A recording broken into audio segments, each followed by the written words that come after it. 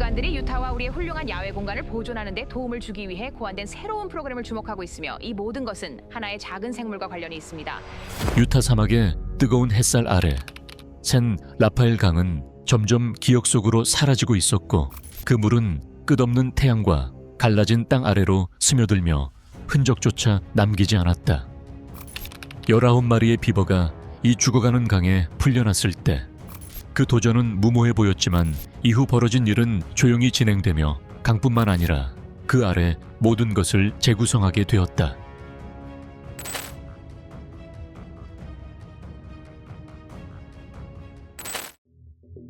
불가능한 풍경. 샌 라파엘 강은 한순간에 무너진 것이 아니었다. 그것은 서서히, 거의 조용히 힘을 잃어갔고 해가 갈수록 점점 약해져 북미에서 가장 혹독한 환경 중 하나를 가르는 가느다란 실처럼 변했다.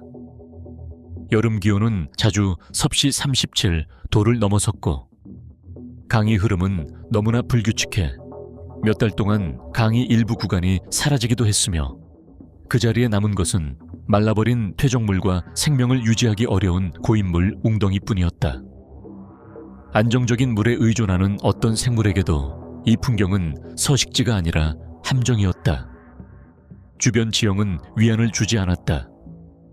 드문드문한 사막 관목들이 비버가 먹이와 둥지 재료로 삼는 울창한 버드나무와 사시나무 숲을 대신했다.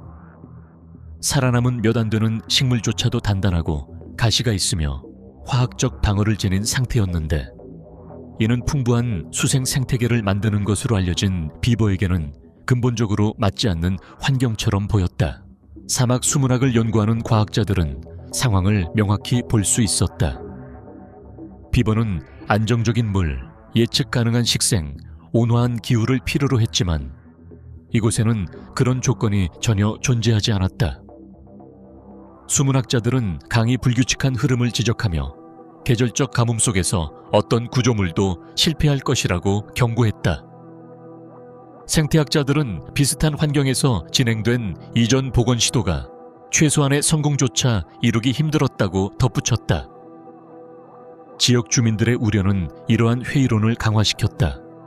목장주들은 홍수와 기반시설 피해를 걱정했고 수자원 관리 담당자들은 이미 긴장이 심한 시스템에 물을 많이 소비하는 종을 들이는 것이 상황을 악화시킬 수 있다고 의문을 제기했다. 모든 관점에서 결론은 같았다. 이 풍경은 변화를 받아들일 수 없다. 그럼에도 그 합의 아래 소수의 연구자들은 다른 가능성을 고민하기 시작했다. 문제의 원인이 환경이 아니라 접근 방식일 수도 있지 않을까. 그들은 사막을 숲이 우거진 강처럼 만들려고 강요하는 대신 자연 자체가 잃어버린 것을 여기서도 재건할 수 있을지 궁금해했다.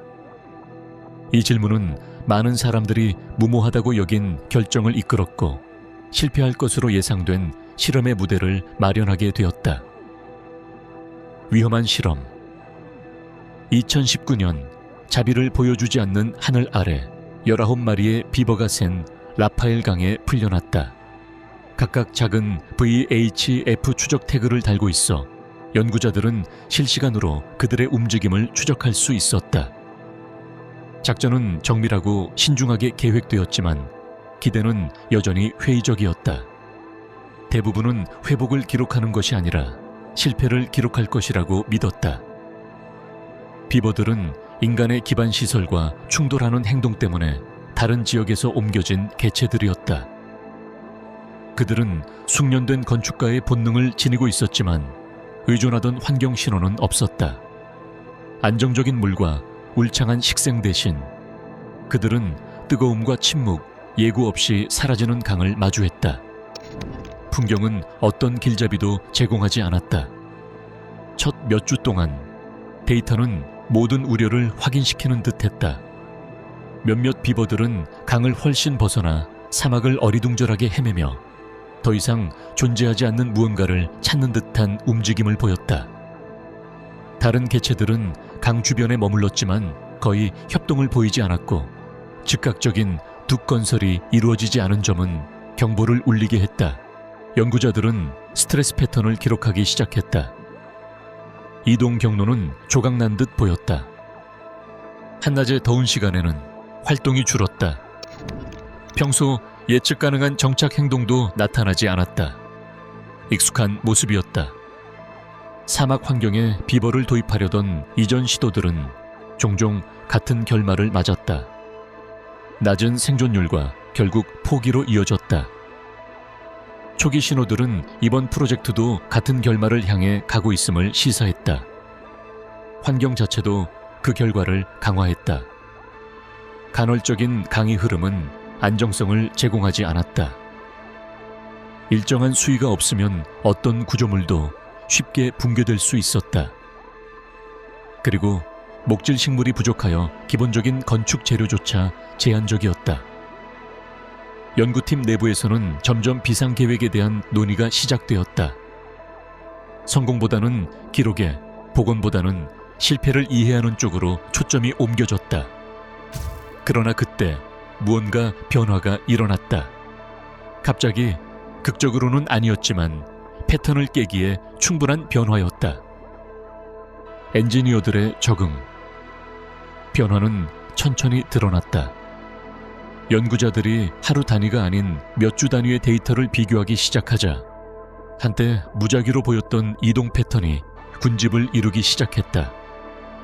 그리고 그 군집은 강의 특정 구간과 일치했는데 그곳은 이전 복원 시도에서 비버댐 유사 구조물이라는 간단한 인간 제작 구조물이 설치된 지역이었다.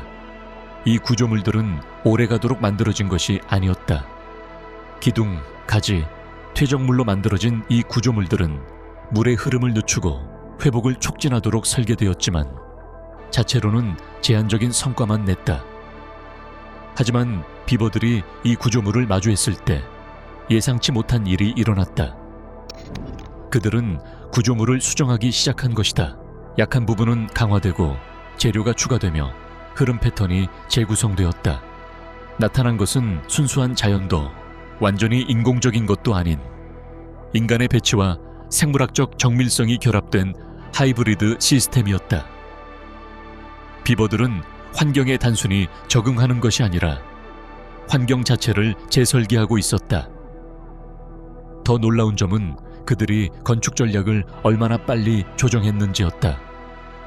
큰 나무를 사용할 수 없자 사막 관목, 풀, 진흙 등 사용 가능한 재료를 이용해 제한을 보완하는 방식으로 층층이 쌓아 구조물을 만들었다.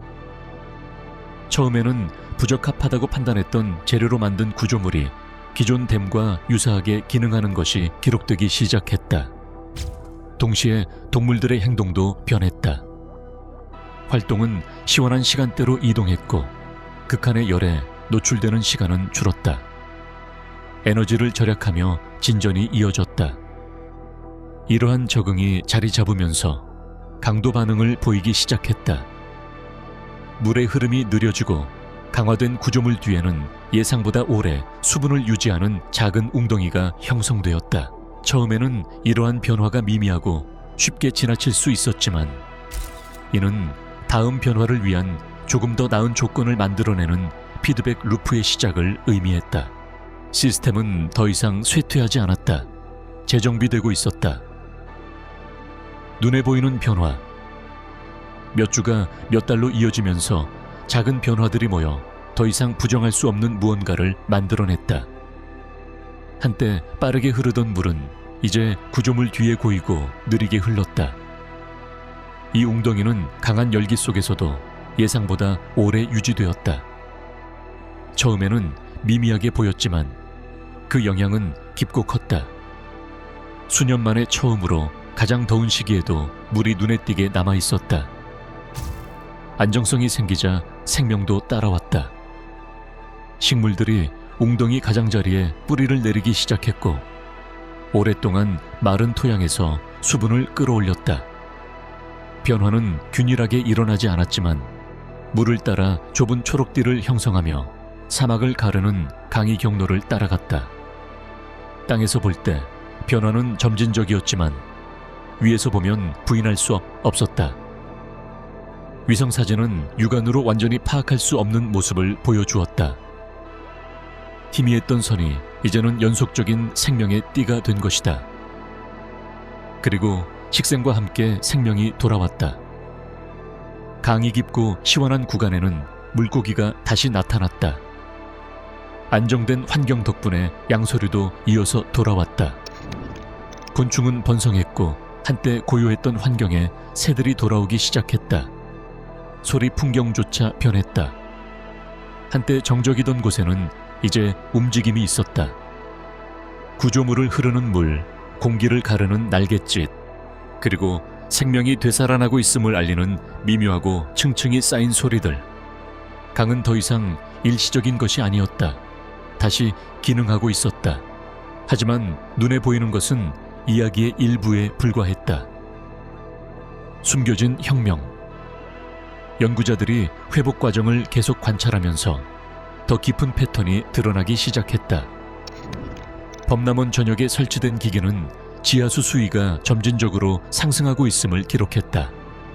변화는 강의 수로에만 국한되지 않았다. 그것은 풍경 전체로 확산되고 있었다. 처음에는 설명하기 어려워 보였다. 그러나 미국 서부 전역의 연구들은 중요한 통찰을 제공했다. 비버댐 시스템은 눈에 보이는 저수지가 아니라 토양과 퇴적물 속에 킬로미터당 수백만 리터의 물을 저장할 수 있다는 것이다. 샌 라파엘 강은 단순한 가을을 넘어 하나의 저장 시스템이 된 셈이었다. 구조물은 물의 흐름을 늦추어 지하로 스며들게 했고 표면의 물이 사라진 뒤에도 그곳에 남았다. 겉보기에는 회복력이 있는 것처럼 보였지만 실제로는 지하 깊숙이 물을 조용히 보유하는 숨겨진 네트워크의 결과였다. 이것은 2021년 가뭄에서 분명히 드러났다. 인근 가을은 완전히 말랐지만 샌 라파엘 강의 일부 구간은 여전히 물을 유지하고 있었다. 흐름 덕분이 아니라 지하 저수 덕분이었다. 시스템은 변했다. 물은 단순히 흘러가는 것이 아니라 머물고 있었다. 그리고 이 변화는 강둑을 넘어 확장되었다. 수로에서 먼 식물들도 수십 년 동안 존재하지 않았던 지하수에 접근하기 시작했다. 식생은 표면 아래 보이지 않는 경로를 따라 바깥으로 퍼졌다. 사막은 단순히 초록으로 변한 것이 아니라 물과 다시 연결되고 있었다. 사막을 가르는 파급 효과. 지하수가 시스템을 안정시키자 그 영향은 주변 풍경 전체로 확산되었다. 식생은 강에서 바깥으로 퍼지며 더 넓은 성장 통로를 형성했다. 관목은 더욱 촘촘히 자랐고 풀은 빈 땅을 채웠다. 작은 초록 구역들이 이어져 하나의 연속적인 띠를 이루며 이전에는 존재하지 않았던 서식지를 만들어냈다. 야생동물도 뒤따랐다. 수십 년 동안 자취를 감췄던 조류가 다시 돌아왔다. 철새들은 긴 사막 횡단도 중 연못을 휴식 지점으로 이용하기 시작했다. 확장되는 식생 주변에는 소형 포유류가 나타났고 곤충 개체수는 급격히 증가했다. 생태계는 그 복잡성을 다시 구축하고 있었다. 비버 개체수도 증가해 19마리에서 2년 만에 40마리를 넘어섰다. 단순한 생존이 아니라 안전기였다. 새로운 세대는 네트워크를 확장하며 추가 구조물을 만들어 시스템의 물 보유 능력을 강화했다. 각 댐은 누적 효과에 기여하며 풍경 전체의 회복력을 높였다. 지역적 실험으로 시작된 일이 이제는 상호 연결된 시스템이 되었다. 자립적이고 적응적이며 계속 확장되는 시스템이었다. 복원에 대한 재고. 강이 안정되면서 과학적 논의도 변화를 맞았다. 한때 위험한 실험으로 여겨졌던 일이 이제 자연 과정을 통한 복원의 사례 연구가 된 것이다. 무거운 공학적 개입과 지속적인 관리를 의존하는 대신 비버 시스템은 다른 가능성을 보여주었다. 스스로 유지되는 시스템. 수문학자들은 사막 환경에서 물을 어떻게 관리해야 하는지 다시 생각하기 시작했다. 흐름을 최대화하는 대신 물을 느리게 흐르게 하고 퍼지게 하여 침투시키는 방향으로 초점이 바뀌었다. 그 의미는 상당했다. 미국 남서부 전역의 프로젝트들은 단순 구조물과 관리된 제도입을 결합한 유사한 접근을 탐구하기 시작했다. 기후 회복력을 연구하는 연구자들은 지하에 물을 저장할 수 있는 시스템의 가치를 인식했으며, 이는 극심한 가뭄과 상승하는 기온에 대한 완충 역할을 했다. 교훈은 명확했다. 복잡한 문제라고 해서 항상 복잡한 해결책이 필요한 것은 아니다. 때로는 이미 존재하는 과정을 회복하는 것이 답이다. 죽어가던 사막에서 시작된 위험한 비버 방사는 훨씬 더 깊은 의미를 가진 일이 되었다. 조용한 변화, 물은 홍수가 아니라 인내로 돌아왔고, 생명은 강제가 아니라 균형을 통해 따랐다. 한때 회복이 불가능하다고 여겨졌던 강이 땅속부터 스스로 다시 구축되기 시작했다. 자연이 스스로 일하게 허용될 때 단순히 회복하는 것을 넘어 생존하는 법을 기억한다.